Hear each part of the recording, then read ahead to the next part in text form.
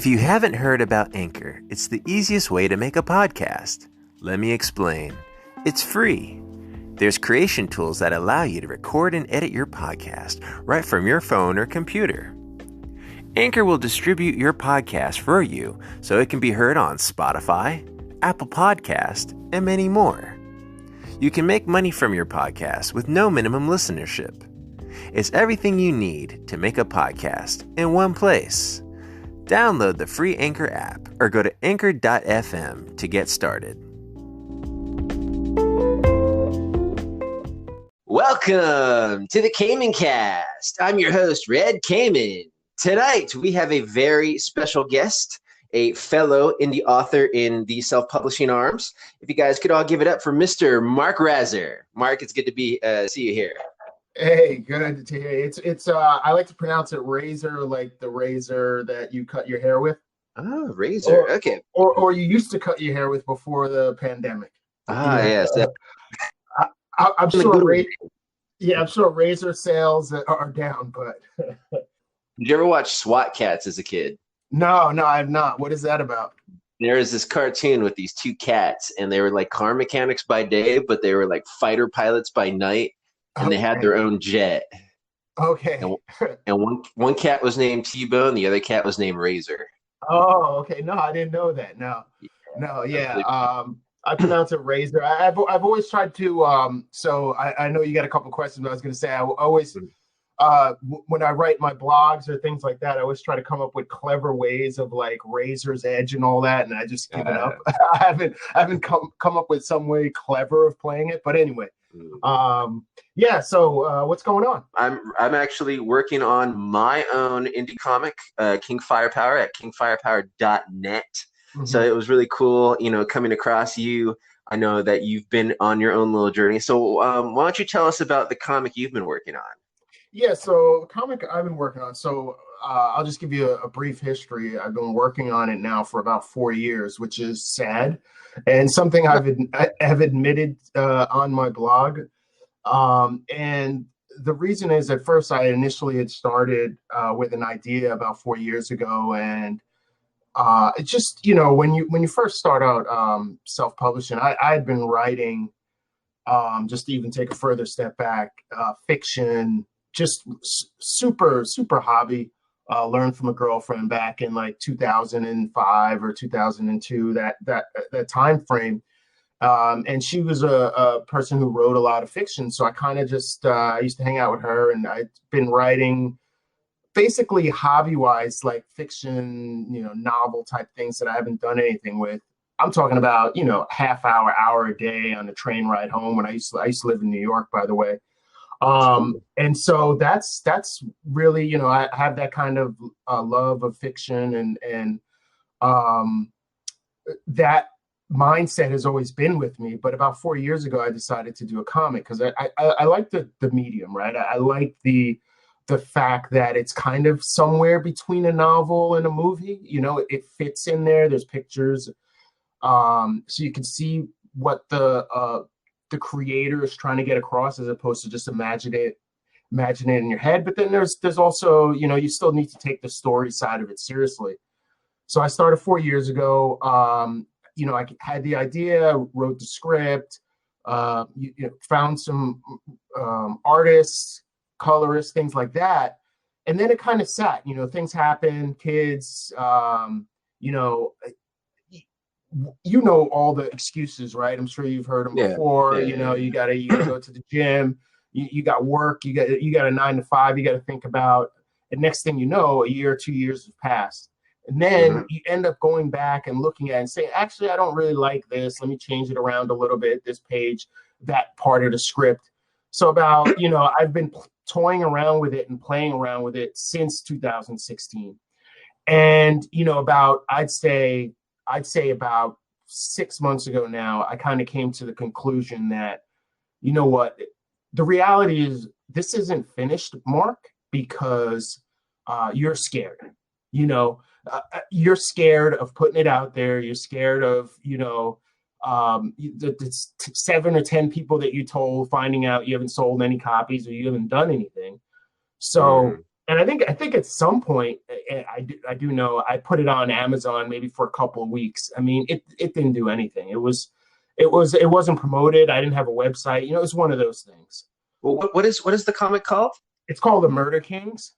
Murder Kings. Okay. Yes, yeah, the comic is. I should probably mention that. Yeah, it's called The Murder Kings, and it's basically a story. And you did ask me what it was about, so I'm going to answer. My tagline is: In the future, where contract killings are legal, a hitman and his crew enter a contest to win the Best Killer of the Year award. Right. So I think of it as a mix between John Wick and Deadpool. Okay. Okay. Cool. Or you could say Deadpool and iRobot, because there's a heavy robot theme in there, and so I've always had those themes and those ideas read. But to be fair, over the last 4 years, it's changed from like something serious to more of a comedy, which it is now. I'm one of those people who like to joke around and tell jokes, and so I figured, what, let me write the way I really want to do it. So it's actually changed dramatically in those 4 years. But yeah, that's what I'm trying to do. And so, like I said, about a year ago, I think I put some 20-page copy on Amazon, didn't promote it, didn't have a website, wasn't on Twitter. Nothing happened. After about a couple months, I took it down. And I said, you know what, let me go back at this. And so I looked at the project and said 20 pages wasn't going to be enough. Let me get up to like 40. Let me make it a comedy. And so that's what I've been working on. And over the last 3 to 6 months, heavily, obviously, since the lockdown has occurred, it's I put more effort into it. Like I need to get this out. I need to get it done.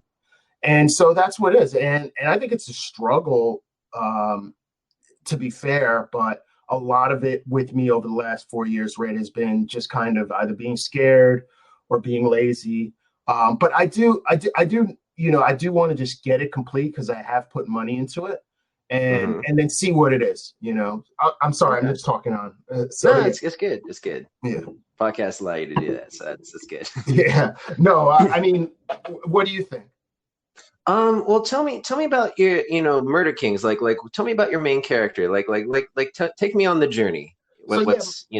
Murder Kings is so, to be fair, it is a family, or it's a crew. It's almost, we're in the future, obviously, and I said that, but imagine a world in the future where contract killings are legal, as long as they're done with quote unquote, underworld or black market, or kind of people who are known as criminals. And what I'd say is there's a limited list, a finite list of people who in the population of the country are allowed to be contract killed, because they're known as criminals, or they work in the underground world, and the police allow it, right? Obviously, and so this group of people are almost like entrepreneurs, and it is a family. The main character is Caden, and he's in his 20s, and he is, just kind of like more of a sarcastic,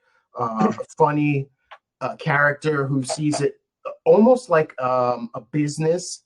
So this is like, I'm in the West Coast. It's almost like a startup. So you have a contract killing startup that's made up made up of a family and made up of investors.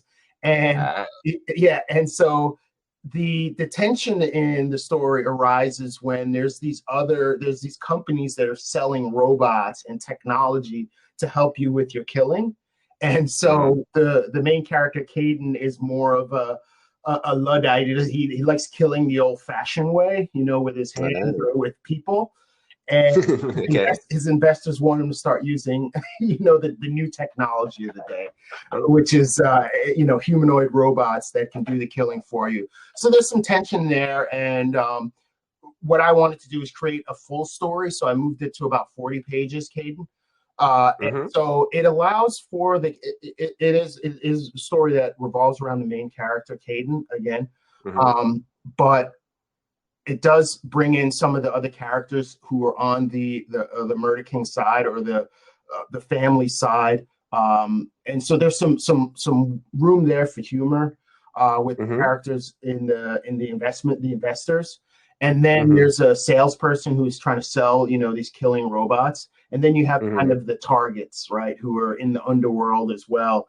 And so there's this tension between the technology and non-technology. And obviously there's a very light, not serious political, just conversation about, automation and taking over jobs and those type of things. But it's not serious.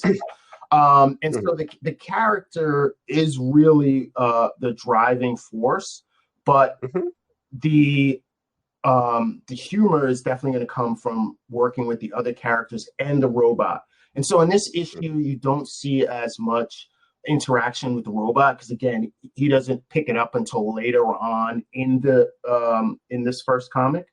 But there will be some in the next one that I'm going to do. There will be, a lot more humor between the robot and this character, Caden. But right now, the character is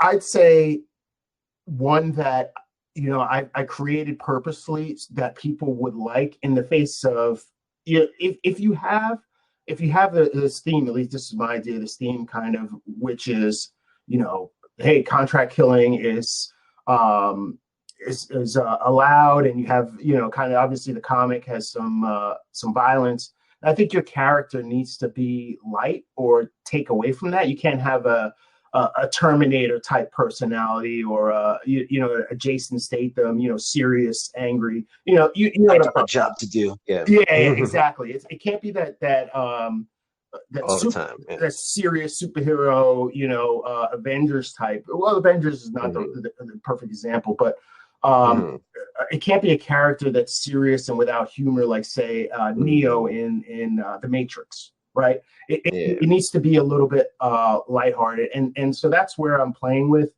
the character being even though we have this violence and all that, the character has to be likable, has to be, kind of fun. And so I think that's the hard part. There's still some things I'm going to change on dialogue. I'm not completely done with the dialogue.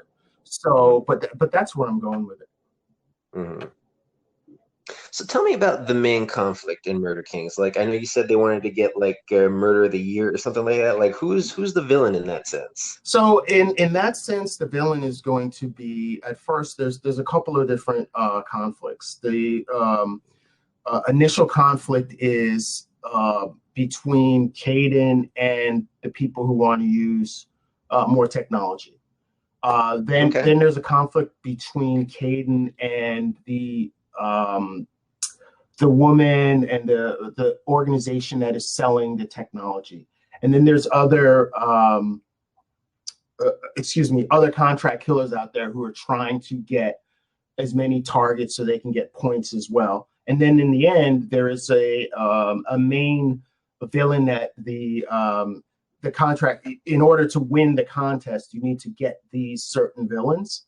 And so Caden has to search for them and get those villains before either anyone else does or the villains go after him. So there's multiple. Go ahead. Sorry.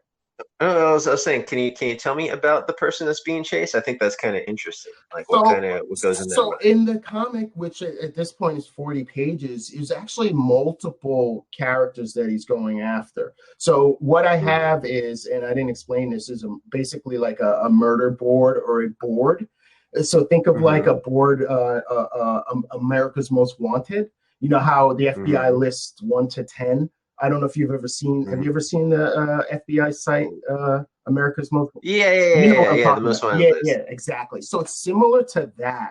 And think about where the top character would have certain points if you get them, and then all the way down to say like number 10, which has less points if you capture them. That's the setup. So that's actually one of the artwork that I still need to do, by the way, so that you see that they're chasing a board. So in the actual 40-page comic book that I'm doing, he's going to go after multiple characters. It's almost like that John Wick. If you could John Wick, where along the way there's kind of mini characters that he needs to fight. It's the same way in this. So there's no. Okay. I mean, is there anyone that like sticks out in your mind in particular? So in the for the one that sticks out in my mind is one that is kind of hovering, and that is the saleswoman who's selling the technology. Her plan, which you'll find out, is a little bit nefarious. I don't want to give it away, but yes, the true bad guy character is almost like is only slightly revealed in this, but you'll see as the comic itself goes on and the next series that there is a kind of a main group that Caden and his team will have to challenge. But right now it is the individuals on that board. So it's him finding them and getting them before the other people, as opposed to an antagonist where you could point to and say, this is the antagonist. There's multiple, and at the end there's one. Okay. But it's not. But it's like, go ahead. Okay, when you're a kid and you get like the Star Wars action figure, right? And you get like Grand Moff Tarkin, right? And you look at the back of the action figure, and it says, when Grand Moff Tarkin first started as an admiral, he had a ship that crushed a whole bunch of protesters. And you're like, holy shit, he had a ship that killed a whole bunch of protesters? And they never show that like on screen, but it's just something that defines his character. You know what I mean? Yeah. Like, did you have any, is there anything one of your characters does that just sort of interests you that you're like, that guy's crazy? I think a lot of that and is something that I should think about, but a lot of that is done through so we have robots, obviously. So a lot of that is done through the personality, quote unquote, of the machines. So that there is a lot of anthropomorphism with the machines. So I don't get too heavy into the robotic thing, but it's part of it's a major part of the comic. And so and at some point the characters are being crazy through the machines. Okay, it's not, think again, if we think about into the future, actually, again, when I said that Caden is more of a mild character. He's not a snarling character. He almost comes across as easygoing. But you see the violence in the actual other side of his character through the machines. And once he actually takes the machines as part of his tool set, you can see the craziness through the character. So I think you will see a change in Kate, not a change in the way that's we think about in stories, like the character change, but a change in that if you see that the character acts and sounds a certain way, but the things that the character actually allows to happen in order to get the kill. Or where you see that the character is not as sane as you think he is, if you understand what I'm saying. It's like, if you could not be the person who's actually doing something crazy, but you're ordering it. And then in essence, you look like a normal, calm person, but you're ordering people to do crazy things. And I think that's the juxtaposition that you'll see, is that the character kind of even though they're in a contract killer and he's, the main killer in a group of assassins, his personality is he wants to follow the laws. He wants to do things the right way. He wants to, use human beings to kill other human beings. But then you see that he's not, he's killing people either way, right? Like, he's still killing people. And so the character, I think you'll see, is more in a comic as the action than opposed to some backstory. I don't think there is backstory here, but I think you'll see through the comic like that the character's sanity, what it really is, as opposed to what they say or what they do through the machines, through the people they hire to do the killing.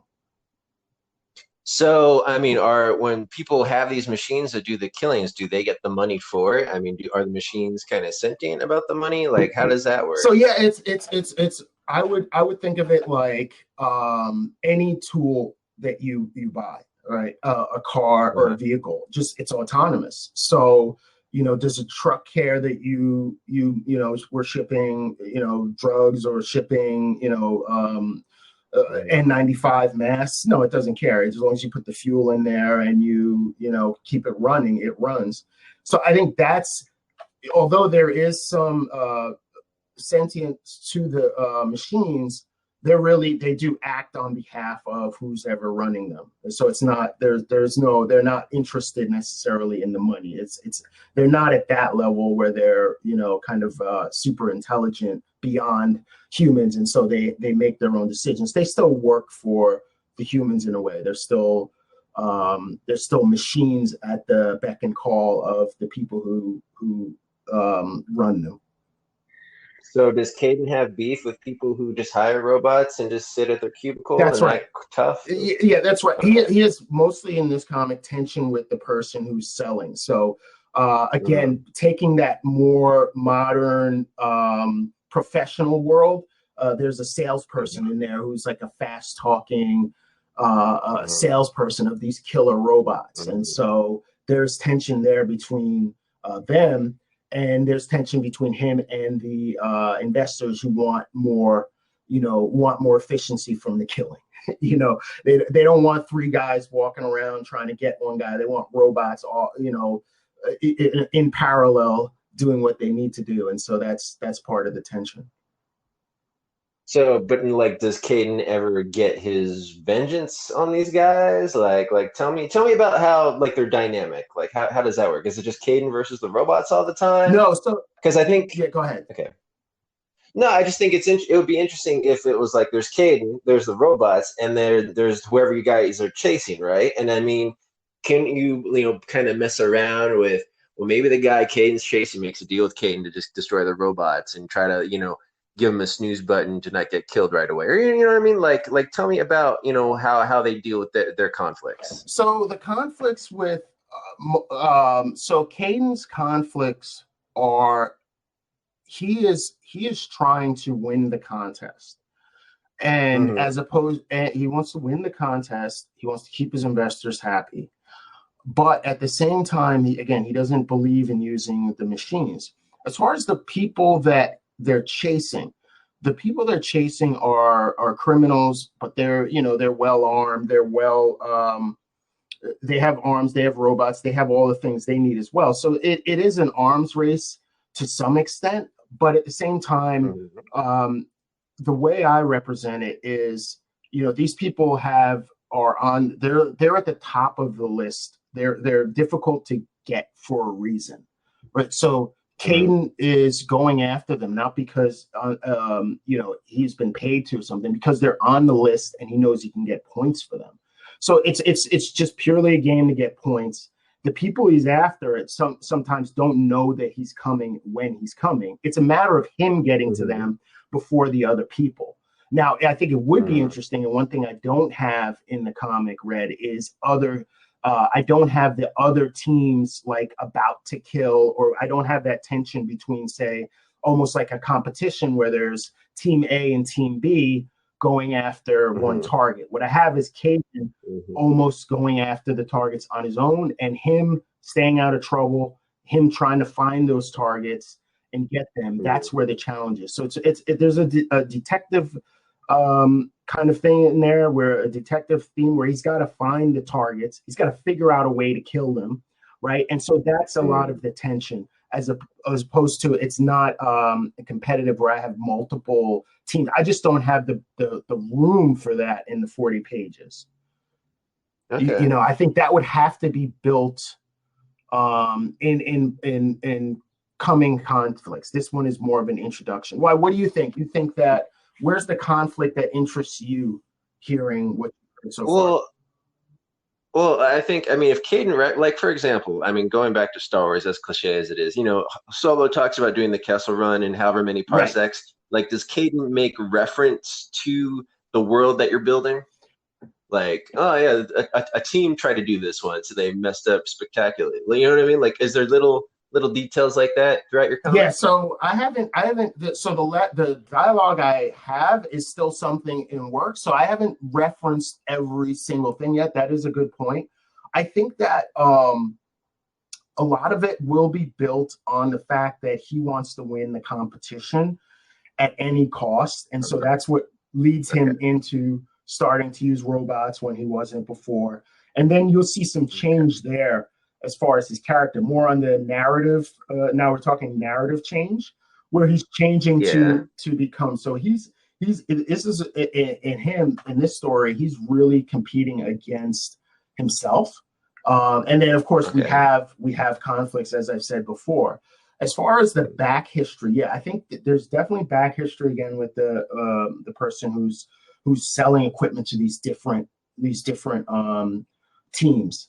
But I don't have any competing teams in this comic, which is interesting. As far as what you're saying, Star Wars and the parsecs and the history, there will be history as far as the people, again, that murder board, where there is some backstory to why those people are important. So it's not, and it's hard to explain because I don't want to give away too much, but because it has to go into the next story. But the people he's chasing, there is backstory there. So although they're at the top of the list, they're hard to find, they're going to help win the competition, he does have a vested interest in getting them from a personal standpoint. Okay. Have you looked at the FBI list lately? No, I haven't actually. Have you? Well, it was really annoying because I remember when I was younger, it was like Bin Laden and this guy and Bin Laden's number 3. And then lately I looked at it once and it was like the most wanted guy was a guy who like killed his wife and burned his house down. It was just some random guy in like Idaho or something. And I'm like, how did you go from Bin Laden to random guy? You know what I mean? And I was just like, what? It just seemed kind of weird to me, and he's been on the run since forever. Yeah, it's such a strange thing to me. Like, do you follow that dynamic, like in your comic, like what these people did that warrant their sort of murder contract? Again, that is going to be more of the backstory that ties into Caden and the family. So that backstory has to be richer. And it still needs to be fleshed out, but that's really important in that the characters aren't just, like I'm looking at the FBI's Most Wanted now, and if in the world where, let's say, I was a bounty hunter, and you can think of Caden as a bounty hunter, right, or their organization as bounty hunter organizations. It's not as interesting, at least from a narrative sense, if I'm going after, what's this guy's name, Rafael Caro Quintero or whatever, and I don't know anything about him. We have no relationship, right? In any narrative, even if it's a documentary, they're going to tell you how terrible he is and give you some emotional connection. But in a narrative sense, it needs to be connected to the character and the character's conflict and the character's growth. So those things are where our murder board or our most wanted board is gonna come into play, and so the characters definitely have to have some meaning, as opposed to just random people that are bad guys that you now have to figure out, why do I care that this person's a bad guy? With somebody like a Bin Laden, we all knew why he was a bad guy. There's emotional connection around the country to this person, and so I think in the narrative sense, the characters we're going after, the bad guys on our murder board, our murder list, are like the Bin Ladens of the world, and not like the Rafael Caro Quinteros, who we don't really know, and they're just bad guys. So what did your villains do? Like, can you tell me about your villains? I haven't fleshed everything out yet, Red, on the villains. So I do need to flesh that out. I actually have to have an artist draw that, because it's going to be a separate artists from the main ones. I wanted to incorporate some other artists into the book. So there's going to be a couple of pages that are added, and then, but I haven't fleshed out, to be fair, all of the backstories of the people we're going after. So, but in the 20 pages that were published, like what happened in those 20 pages? The 20 pages was not a comedy. In that one, it was the character, it was a little different. The character was an underworld character who was trying to find a mole in the organization, but he was part of a larger, I'd say, assassin team. It was similar in that way. but the structure of it was more. He was a part of I had him the team as part of an organization that was basically similar in that they were policing the underground world in the Bay Area. Okay. And so it was it was just more serious, less pages. It was a little bit. It didn't have. I don't think it had as much. Looking back at it now, it didn't have the story beats. It didn't have, the kind of things that we're used to, right? The hook, midpoint correction. I'm sorry, midpoint reversal and climax and all that. It was a little more loosely structured because I had almost built it like kind of how you imagine the first. I don't know if you get this sense, but maybe it's a question for you. Do you get this sense that I ended up changing from a one shot, but let's say a serial comic, right? Do you get the sense, Red, that those serial comics don't necessarily conclude the story? Like there's no there's a beginning, maybe a middle, but there's no end in the story, right? You got to go to the second comic, the third comic. Do you feel that the narrative structure, let's say, that you would use to complete a story in a novel or a play, do you feel that same narrative structure is used for, say, the first series of a comic? Do you know what I'm saying? Is that question clear, or? Let me try to pierce. I think you got a whole bunch of things going on. So initially, this is basically a rehaul then of what you started initially. That's correct. That's correct. Okay. So Murder Kings isn't available right now. That's correct. Okay. Now, I mean, if I was a fan of your work, is there some place I could see it, just out of curiosity? No, I mean, my website now that I'm working on and has the information that's there is markrazzer.com with 2 Z's. I have to, I do have a lot of the artwork that I need to post and kind of create a better promotion of what it's about. But I'm really, truly in the process of putting everything together. I mean, this is, even though I've been at it for a while, with the rehaul, changing it, making it from a serial to a one shot, changing it from a serious, more of a drama to a comedy. I'm still putting those things out there, but that's where we are. There's nothing you can see now except what's on the website and what I post on Twitter or Instagram or things like that. But right now I'm looking for a cover artist, doing the coloring on a lot of these pages. So that's where we are as far as the comic. So who's doing the art now? Just out of curiosity. Which part of it? The colors? Like the sequential art and everything. It's the same guy who I'd worked with back in 2016. That's Michael Yukakis. And he did the sequential art back then, and then when we did the rehaul of it, the revamp, he was there again. And then the same colorist, which is Walt Barna out of South Africa, he's doing the coloring. He's working on it now. Same guy I worked with before. And I'll go back to the same guy, Tobin, for my letters. Once the script is, from like 75% to 100%. And so it's the same team I worked with before. What I will do is probably add a couple of artists from the outside to add kind of little supplemental pages. Again, like I want to do the most wanted page so you can see that from a different artist. Obviously, the cover is going to be from a different artist. And then I'll probably have a couple, one page or two that shows you the robot from a kind of just kind of a more detailed angle. So I'll probably pick another artist for that, just to get a bunch of artists involved and just to have a little bit. I don't know if you ever seen the comic book. Have you ever seen Zero? Have you ever read the comic book Zero? No, off the top of my head. It reminds me of I'm sure a lot of people have done it, but it just is a comic where throughout the comic from beginning to end, they will switch artists to show different, just different scenes or different vantage points. And I like that concept of getting different artists involved and kind of having a different look on a page when you're trying to get across something different. So there's still a couple of artists I want to work with, but everyone I'm working with now are the same people I worked with a couple of years ago. Okay. That's kind of different than what I've been doing.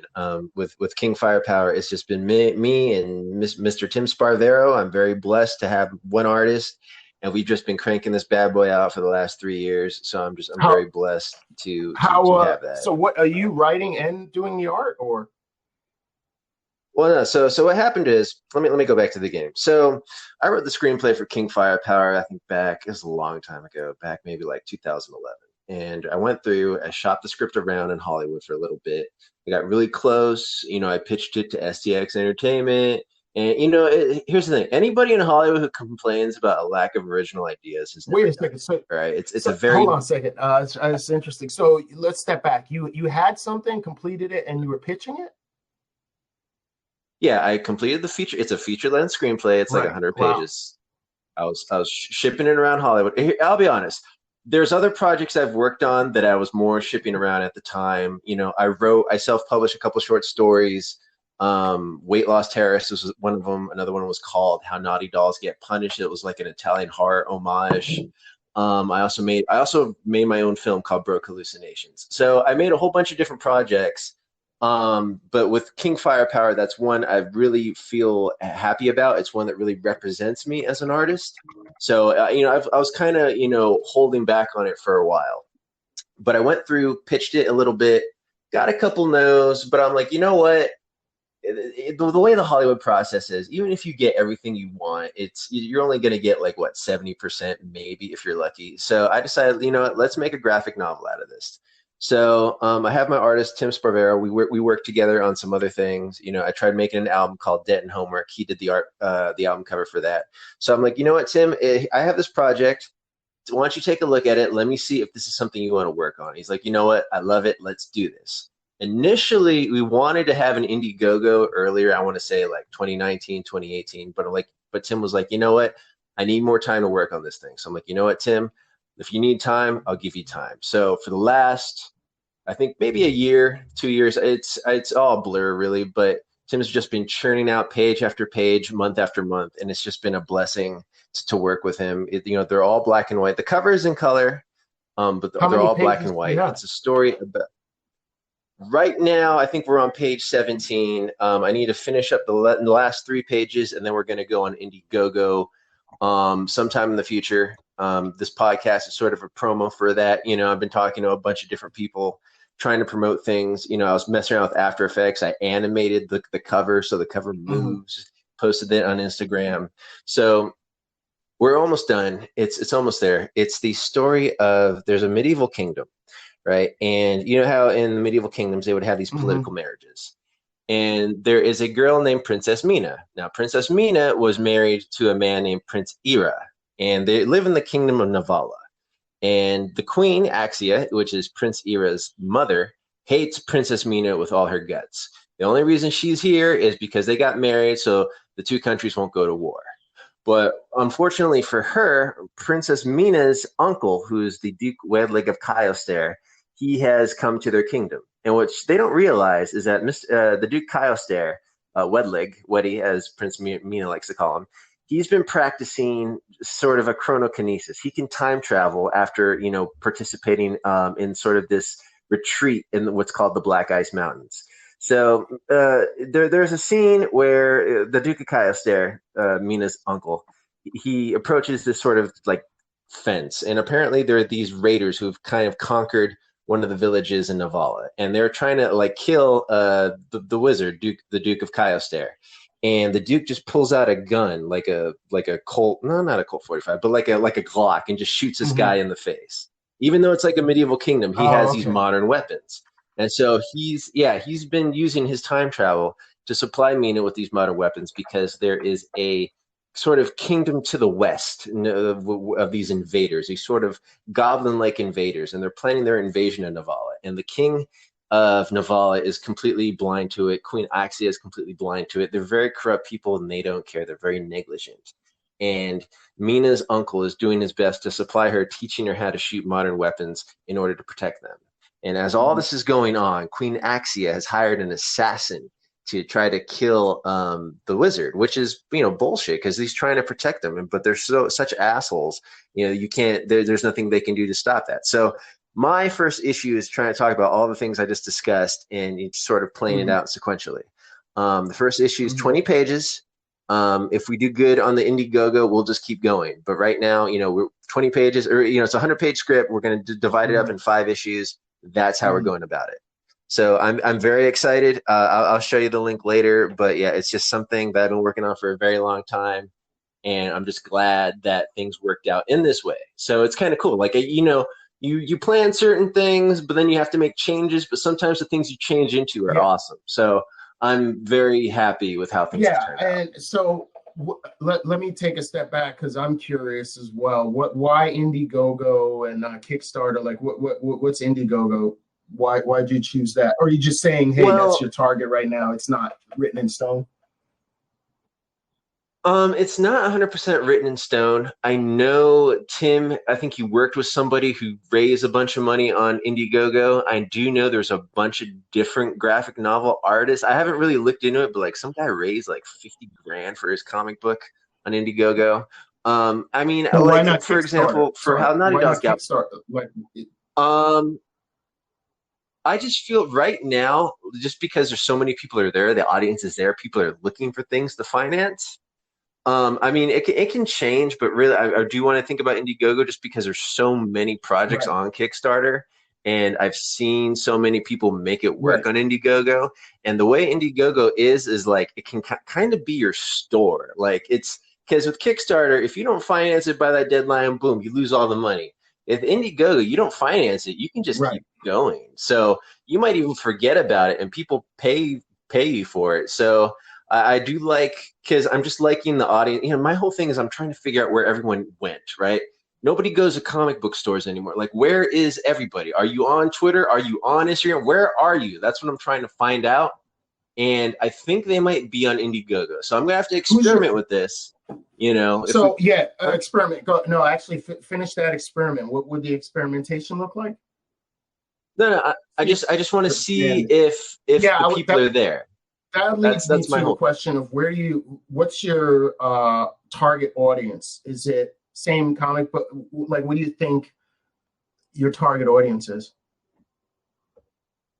Well, I mean, I was talking with, there's this company, they do like leads or something. I was trying to get sort of an 18 to 44 with no kids comic book readers, and they're trying to shove in different things. Well, what about sci-fi readers? And what about this? I mean, maybe sci-fi readers would be interchangeable. I would like somebody who's open about, I read comic books.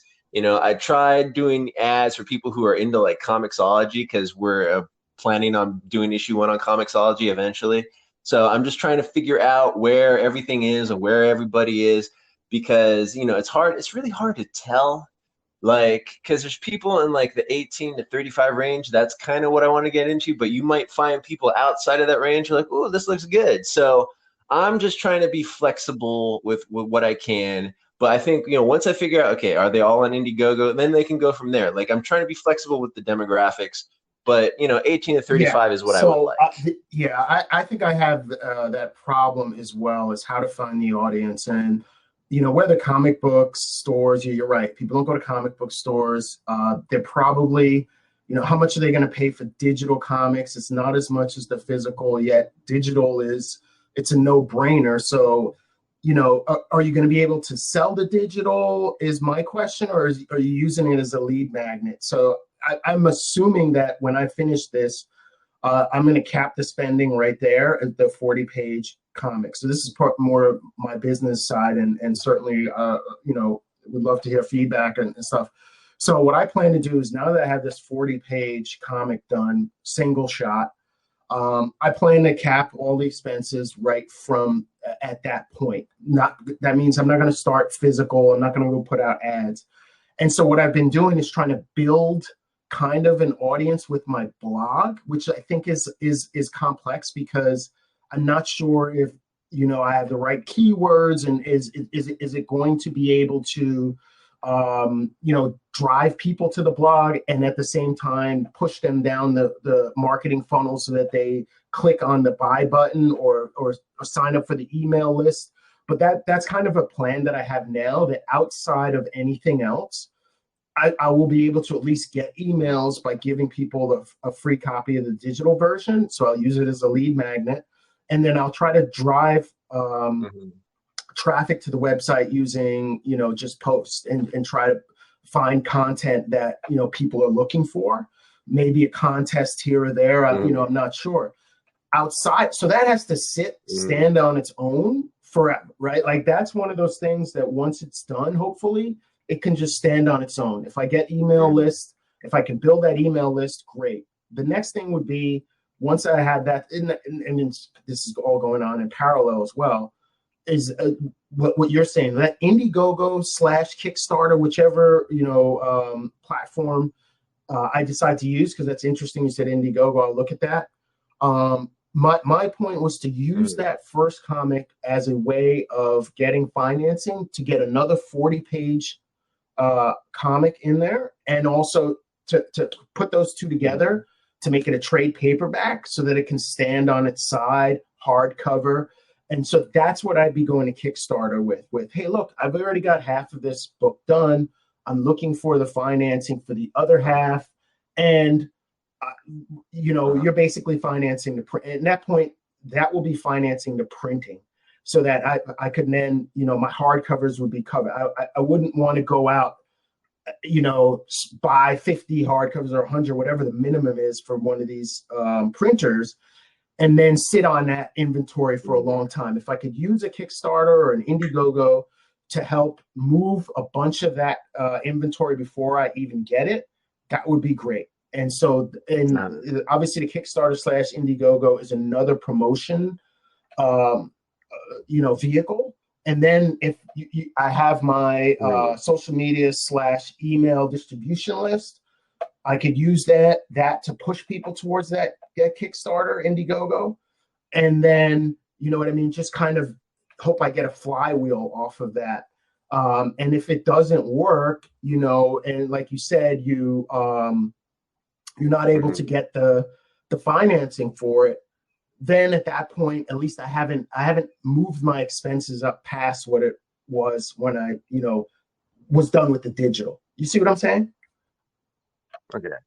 Well, I'll be honest with you. My goal isn't even to get the thing financed. I just want people to know it exists, because you go on, you look on Indiegogo, you see all the comics, you see all, it's like on Amazon, you're shopping for things. Oh, you see another thing recommended. To me, it's part of a bigger ad strategy. And, it's just about brand awareness. Like I used to work at Blockbuster, right? And movies would come in every single week and people would be interested in the big thing. But every once in a while, you'll see a movie and you're like, what is this thing? I've never even heard of this thing. And, the average person, they go, well, if I've never heard of it and I'm a slightly than average person, this movie must not be very good. That was their mindset, So to me, it's just about getting the word out at this point. Kingfirepower.net, that's where we're at right now. So, I just it's all about, awareness. That's and my so big how do you feel about the printing and all that? Or you're only going to do that if you get the enough money, or you're going to print anyway? Right now, I'm talking with a couple different printers. I'm trying to figure out different rates for it. Because there's going to be a deadline with it. People aren't going to be able to get the issues right away at the time. But I'm still, the stars are still aligning. We're still working on pages. But yeah, there is a logistics plan when we do get funded. So yes, there is, because I forgot what it was. I'll send you the link later. But there's these companies now. They'll print it for you. They'll ship it for you. They'll do everything for you. So you might 40 pages. Maybe that might be too much for them or whatever. But there is a way of doing it. Yeah. So it's not something I'm worried about. My move on that platform front would be, yes, a promotion, but definitely to get the physical copies, hard copies in people's hands. And so I wouldn't print the 40 pages unless I had that as a backstop, the actual people wanting to get the hard copy. And the reason I'd go up to 80 and kind of go in there is just so that I could get a trade paperback that was thick enough to go on its side. I just think that for me, that type of that book is a little bit, and this is just, I don't know, I'm sure, you know, there may be a million opinions out there. I just think if I get to 80 pages, that I at least have a physical book that can stand on its side and has a little bit more value to it. And so that's why I'm thinking that route, as opposed to just leaving it at the 40, the one issue, the one single shot. But having the one single shot comic at least allows me to use it as a lead magnet, and allows you know, people who are going to put money into it to see that there's something that's done. But yeah. So can I ask you a question? So you said you had 20 pages of this original copy that you didn't get published, right? Or you published it, but like you didn't like how it came out or something, correct? Can if I sign up to your website, can I get that PDF emailed to me? No, I don't think did I have it in PDF form? Oh, maybe I did. But yeah, no, I scrapped that about, what we're talking, 6 months, a year, maybe a year ago now. So, but I mean, it doesn't have to be canonical. You can just say, you know, the parallel universe of the Murder Kings, or Murder Kings universe -1, or something, you know, just to show, hey, look at this thing I did. You know what I mean? If you want to have lead magnets, I would get a 20-page issue of something, even if, you know, it's not canonical. I would still take a look at it. I mean, I'm trying to find a copy of the freaking Book of Enoch, you know, deleted chapters from the Bible. You know what I mean? So I mean, that would be something that would interest me. So you're saying a lead magnet could be a bunch of pages that just show you something. That's interesting. Yeah, I never thought about that. Definitely. Right? I have to think about that. That's interesting. Yeah. Because if you go to kingfirepower.net right now, I got the first 3 pages of issue number 1. How are you finding your email list? I mean, how can I ask you how many email addresses you have? I mean, I have a couple. I have like 30 to 40. I mean, it's people I know, and it was kind of weird because it was like an ego battle. I had to kill my own ego, which was hard. It was very hard for me. Like I tried experimenting with Instagram ads. Basically, that's what I did. So I posted Instagram ads for page number 1. Anybody that liked page number 1, I think we had like 70 likes. So I looked at people and I'm like, okay, is this person a robot? Is this person a real person? If they look like a real person, I followed them on Instagram. And then I would DM them and be like, hey, what's going on? Da, da, da, da, da. And if they were cool, I would tell them about the website, and then I would get their email that way. But I mean, it's not, a lot of them didn't want to do it at all. You know, basically whatever your number is, like if you want 100 email leads, you're going to have to, like, I don't know, post an ad that attracts 4,000 people or whatever. So it's a whole game I'm playing with right now. But I'm also talking with this other company that's saying they have comic book readers. But my question is, are these people going to bite? Because they're being a little hush hush about, like, oh, we have these people who want to buy from me. And I'm, you know, up until it happens, I'm like, okay, is this legit or is this not legit? Is this a good list? Is this a bad list? So there's always going to be trial and error. You're going fishing. Right? Sometimes you catch fish, sometimes you don't catch fish, and that's just the way it is. So I'm just flexible in that way. But you know, you're gonna have to go out there. I think that obviously getting the story and the art right is crucially important. But I think that the email distribution list is where I've been trying to focus, and that's why I started the blog. As far as social media is concerned, I think it's tricky. It's so hard unless you get up into like 10, 20,000 on either platform, whether it's Twitter or Instagram, before you kind of have like a really good core audience where, and I mean, I'm nowhere near that. So I see it as a development, you know, using the social media, using the Twitter, Reddit, and so on. And then the actual blog and the website is where I've been trying to drive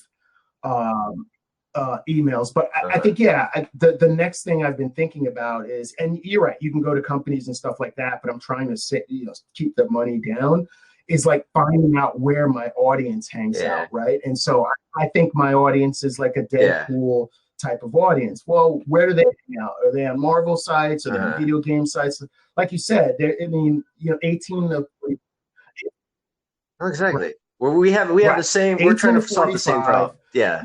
How do you either pull them in or go to where they are, and put and get out to them? And I think you have the Reddits, you have Twitter and Instagram, which are great, but it's hard, right? And so I think we're trying to solve the same thing, but I definitely think that a lot of it is you can probably solve, without spending money. And who knows, but that could be 10, 5, 11 emails, right? That's not a lot. You could get a couple emails on your own, but obviously you could go to a list.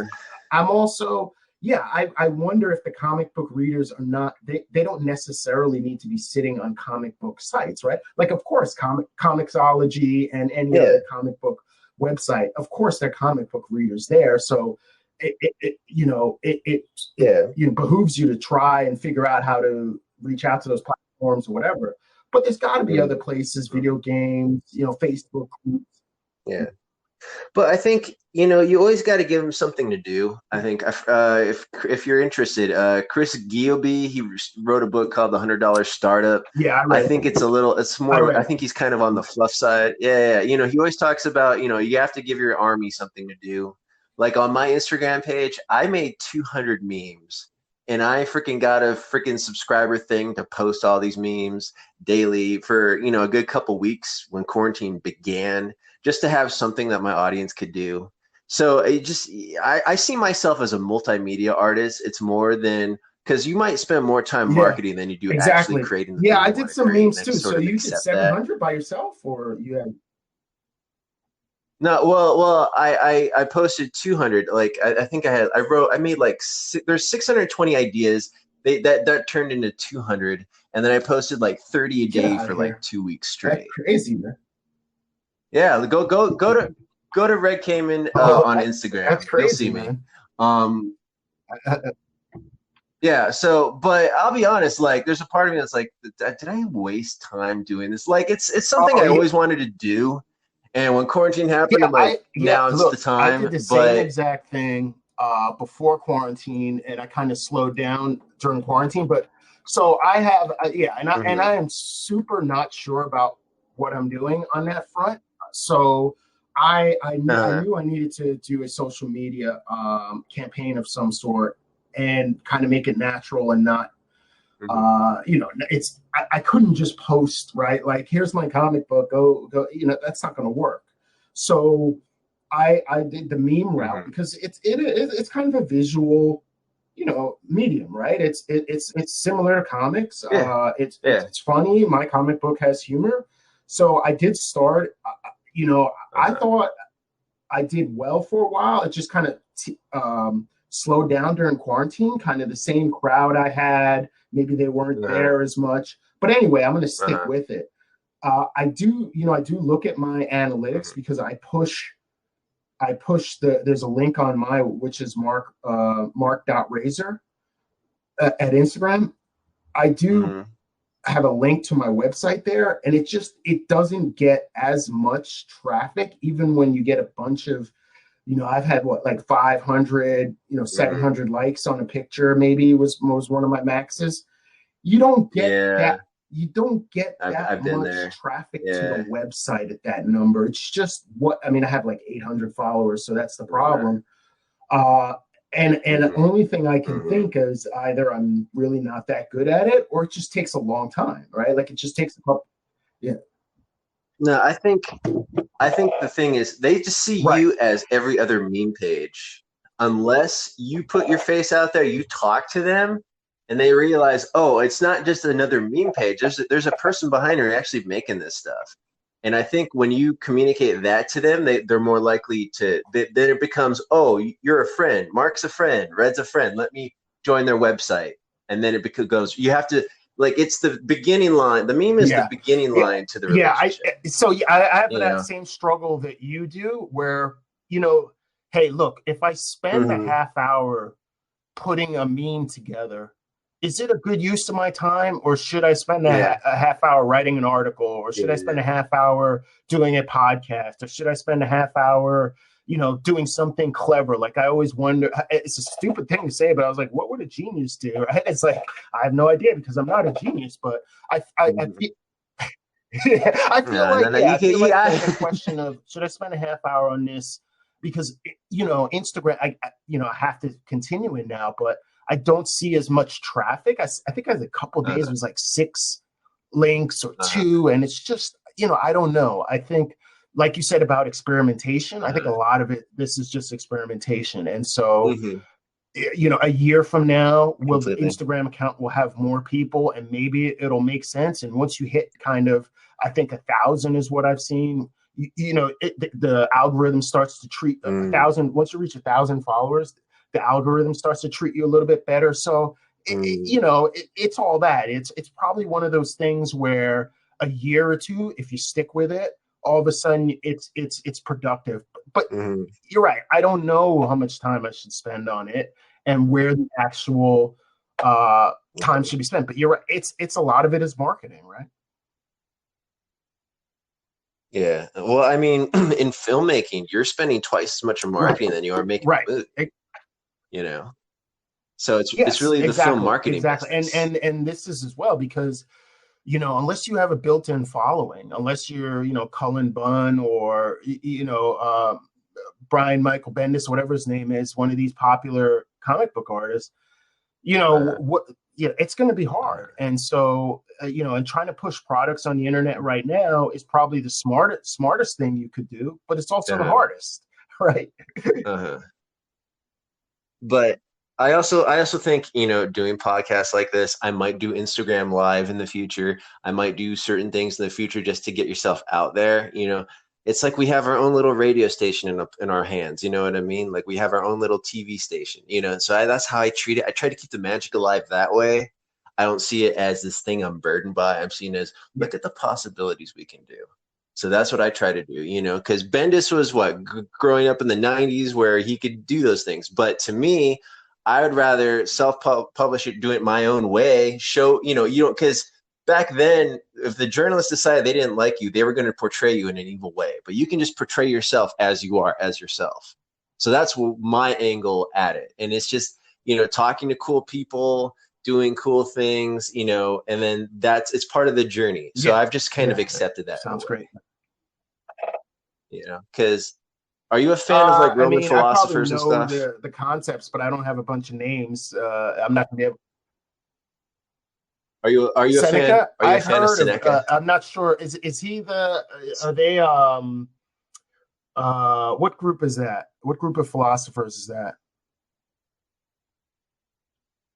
I mean, it's one of those things that they came up Stoics. with Yes, after. I that's think right. he was part of the Stoics, but that's something but Okay. that's like a brand they came up with after he died, a label. But he had a document called "On the Shortness of Life," and he talks about a Seneca bunch of the different Elder things or that are something, very right? even today. They're Yeah, very yeah, I've heard of relevant. him. Yeah. Yes, yes, yes. And his main quote was, life is short, but Mhm. art is long. You know, so my grandfather died, but he was like an editor for TV shows and stuff. You know what I mean? So there's still stuff. There's still remnants of him in places.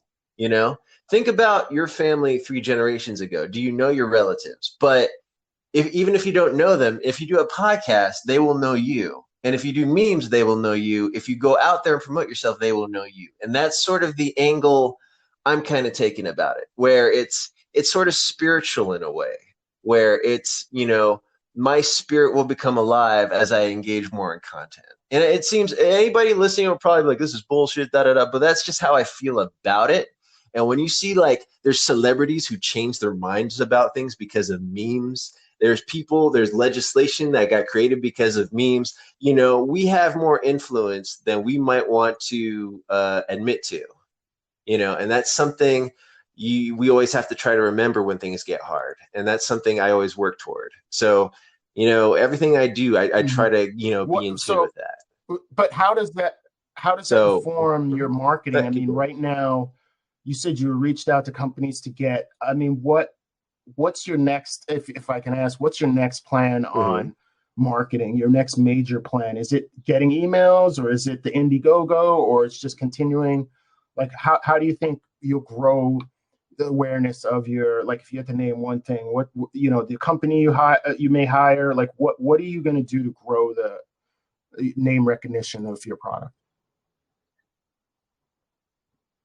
Well, to me, I think it's just about, talking to people every day. I think I try to do like at least 3 leads a day in regards to people I'm talking to. I think the email list company, they wanted me to make some sort of email template. I have to look into it. I have to, work on that a little bit more. Indiegogo, again, that's going to be because I'm waiting I want to get my final pages all done. I want to have all my things lined up and then shoot it out. Because there's a part of me that's like, do I even need email addresses? Because to me, I think just being on Indiegogo and just being, and then working from kind of backwards, that might be something I'm looking into. But even then, I'm playing with email addresses. I just want to find anybody who I think would love Kickstarter. Is it a Game of Thrones? That's who I want to talk to. You know what I mean? You know how I said mine was like John Wick and a Deadpool, or I don't know. How would you? Yeah, it's kind of. We can say Game of Thrones. It's sort of a Game of Thrones, or maybe like an Excalibur from the 80s. It's sort of like that meets like sword and like an Arnold Schwarzenegger movie in a way. Like it's it's more sword and assault rifle. And it feels like there's a crowd in a way, for that, right? I guess they're just not in one place. Yeah, and I'm just trying to find my tribe. I'm trying to find my people, and that's sort of the game I'm playing. And I'm trying to figure out how do I, because you experiment. You're like, oh, you think somebody is interested? They have all the boxes are checked off, all the demographics. Oh, they love all these things, and they're like, maybe not. And you're like, okay, whatever. But it's just something that you just have to play around with. The hardest thing about being ahead of your time is the present. You know what I mean? So. Imagine Game of Thrones back in 1997 when he just published the novel. I mean, there's probably a whole bunch of things you have to overcome because the culture isn't rewarding you at the time, So you just have to change. They said Steve Jobs was able to change reality just because of his persistence. You have to kind of do that. You have to sort of act as if, things are published and people love you. You know what I mean? So you have to find your fan base. You have to find, like, that's how I see it. It's out there somewhere. I just got to go find the treasure. I do think that there's a lot of opportunity out there, but I also think you're right. You have to see that. I think the problem I have right now is, it's tough to find the audience. I think that is hard. And obviously, right? I mean, I'm stating the obvious for anybody selling anything anywhere. But I think that the more I'm out there talking to people like you and then experimenting, the more I've found success as getting leads, finding artists, finding kind of different areas where I think my audiences hang out. Like I'm Facebook groups is going to be my next kind of place to poke around and see what that's about, because I joined a couple of Facebook comic book groups, so that I have no idea. I don't know if you've experimented that, but I'm going to try that. I do. Are you on the Indie Comic Source? I joined a couple of weeks ago, and I haven't, I just haven't had time to actually figure out what's going on Facebook. I'm not a big Facebook person, but so I feel almost like I'm stretched all over the place, but I don't see any other way of doing it. And then as far as as you said, like, you got to kind of you before your time and all that. I definitely think I'm also constantly wondering if, like, I need to create more, because I wonder if, like, a companion novel or some 5-minute, obviously, if you could do a book trailer, that's great. But I also wonder, like, both of us write or have written before. Hey, would throwing a companion novel out there wouldn't add too much to the expense? Does that make sense? So in my mind, I'm also thinking of other creative things to put on top of what I have, because I wonder if just and it just feels hard to get to people with here's the comic, as opposed to a world. And it almost seems like yours, maybe mine to a certain extent, but yours almost has a world around it, like like those, what are those cards called that people play with? Like I could imagine, Magic your the book Gathering? having those type of characters, or even just cards, right? Or dice, or all of those things. So although those sound like products, they also to me seem like things to add to the world. Like you actually can, although that, yeah, you're sneaking in things to people to buy and to upsell. It's also just like if creating a world, and that's what I enjoy about it. So even though you're marketing, even though you're like figuring out, how do I do the emails? Where's the money going to come from? There's also this thing of like, whatever I put on top of this, I'm building a world. And so that's the things I think about. Like, yeah, I don't have as much time to actually just like look at the creative process because I'm trying to build a platform while I finish it off. But I also do think that, like, yeah, maybe what I need to do is do different mediums as well. Like if I could do a 5-10 minute video that was not a book trailer per se, but something that gave you another look of the world that you're being. So like if the website had, well, here's the comic, sign up for, whatever, but here's a 5-minute cartoon that shows you part of the world. And here's a, you know what I mean? Here's I'm making this up now, but like a song or something, like just a. Well, I mean, to me, I think if everything, because like with the villains and stuff, you're still trying to flesh things out. As long as you figure out, you take the time to figure out those decisions, how the villains are and things like that, and then you either the script is the 80 pages are done or whatever is done. Because to me, how do I explain it? You can kind of convert a screenplay to a novel, if the necessity is needed, but you have to get it done. You have to write it down. You know what I mean? Like, I feel like you're still in the middle of it, So I think I would just, answer those questions, answer, what is the crime these people are doing? And then just sort of, go from there, as opposed to, because you resetting. So I would just try to, make everything done, fleshed out, and then kind of go from there. And if there's a part of me, maybe you could do like a little side project. Maybe you can do like a web comic you draw or something. Just maybe you need some time away from it, like, because you've been working on this thing forever, right? Sorry, I lost you there. What'd you say? Yeah, so you've been working on this thing for a very long time, right? Okay, so like, do you think maybe you want to like do a little side project, like, to take a break, kind of thing? No, is that something you've looked into? Because it seems like you said, there's a couple of things I probably want to add and probably want to flesh out, which I told you I was going to get the other artists. So there's some completion of this that needs to happen, but I also just worry, and I think worry is maybe that there's so much that you need to I think, at least when you're starting out, to bring people in. And you're right, fleshing out, villains and those type of things in a clear way so that I can say them on a podcast is important. But I also wonder if, you know what I mean, there is, again, you're spending a half hour, 40 minutes doing something.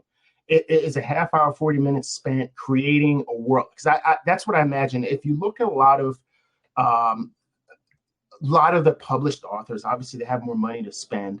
If you look at their book websites are almost like the world that you live in, right? Mine now is obviously an author website, but I'll put up at some point something just for the book. If you think about it like that, it's almost a world, right? Like the Game of Thrones is the Game of Thrones world, right? Yes, it has a story. Yes, it has novels. But when you go to their website, you're experiencing the world. The background on the website has whatever world you're in. There's a video, there's a character, a profile. And I'm talking about those things as opposed to just the kind of the Instagrams and the Twitters, like just building a world, let me start again. Building a world around your story that can be felt and seen in not just as a comic book, right? So it could be on your website, if you Okay. could just visualize it, maybe so I can give you something to visualize. On your website, somebody goes to your website, there's a book trailer, there's a couple of character profiles, there's a picture of the book, and then there's, again, this is probably, a toy or some sort of cutout or paper mache, just something that brings you into the world. I could think about like if you had kind of like a knife or a rifle in on your website, like a picture of a rifle or a knife or whatever they're using in your world. I think just those things and thinking about them, although it sounds trivial, like, yeah, a picture of a rifle. I think just building that kind of world is something that I think would be interesting, as opposed to like trying to sell, and I don't know if I'm saying this clearly, but just trying to sell the 40 pages of a book, right? It's like, I'd rather want to sell a world. Mm-hmm. Do you see what I'm saying? And so to sell that, to sell that world, I see what you're saying. As you said, have to flesh everything out, have it done, like clear, like this is what you want. And then what's next? Yeah, you got to do the marketing and the email distribution list, but just creating a world around your book, I think, is also interesting, even if it means, taking pictures of things and putting it on your website, or maybe selling, I don't know what it would be like. Let's say if it was you had pictures of medieval castles or something. I'm truly just making this up off the top of my head. That's really cool, though. I you know what? Because here's the thing: people were like, "We want to make a minimalist style website," and that's what I did. KingFirepower.net right now, as of right now, is a very minimalist style website. And blah blah blah, and don't do. But now the way you're saying it, where you're explaining it as a world, I'm like, what?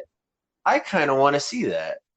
You know what I mean? Like, because you want to be like Mr. I'm going to study all the SEOs. I'm going to study how to get the people. I'm going to study how to blah blah blah blah blah.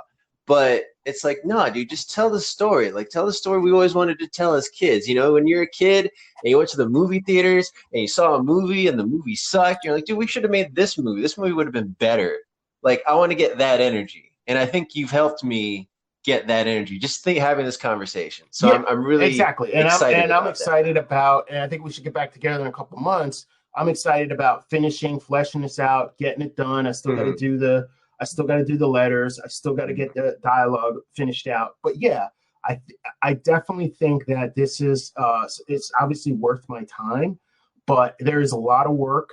And the one thing I will do on my blog, and maybe at some point I can get you to do a guest article on just kind of the business of of what we're doing now, like the business side of it. Is giving people that information, like how to find an artist, blah, blah, blah, blah. But that allows me to kind of share the information while it's fresh in my head. So I try to write it down in my diary and then publish it. But I think that I think this is a business, but it's very hard because we're selling a product that scales, but it doesn't scale in the way like Facebook scales. It scales in a way that, once we create a digital, we can sell it over and over. But at the same time, we got to get that momentum. We got to get that fan base. And it's so hard because that is probably harder than the narrative side of it, where we can control whatever we want, right? I can make characters come and go. I can change the script however I want, but I still need to get that audience in there. So I think the more and more that I'm into it, that becomes the difficult part. And the creative side, although I'm probably kind of downplaying it a little bit, becomes a lot more manageable, right? Like, I'm not worried about any of it, right? I'm like, you're not worried about getting it done. You're not worried about completing it with your guy, Tim, or are you going to write well? That stuff's under your control. It's the stuff like the marketing, and I think that's the hard part. And I really think that even if this doesn't work out for me, Red, I've learned so much, and that's what I want to impart. Like, it's like you said, like the Tim Ferrisses of the world, or all these people who write how to, the $100 startup or whatever it is.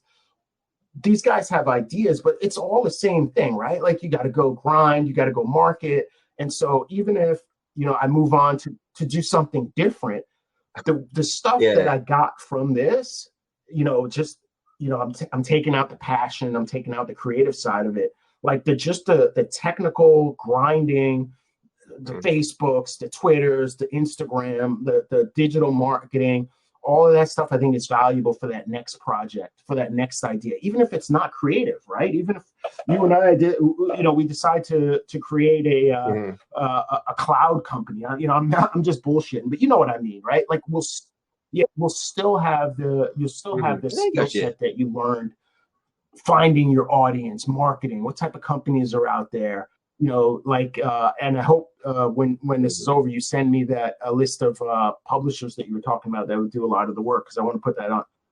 Yeah. Oh yeah. I said maybe I think I found like some world building template. I'll send that to you as well. I have to check if I have it. But yeah, Mark, it's been really great talking to you. I think I've gotten a very interesting perspective. I think it's kind of a cool thing to get out of my head and just sort of talk to someone else who's in the trenches too, right? With me. I think I really enjoyed this conversation. All right. So what is your main social media account that people can follow you on? Mark Razzer, Razzer. So Razor spelled Roger Apple Zebra Eddie Roger.com. The Murder Kings. Okay. And this is Murder Kings is what we'll be out in 2020. All right. Yeah. And everybody. All right. Very cool. And everyone can follow me on Twitter at Red Kaiman, as well as Instagram at Red Kaiman. And you can also check out King Firepower at kingfirepower.net. Mark, it's been a pleasure.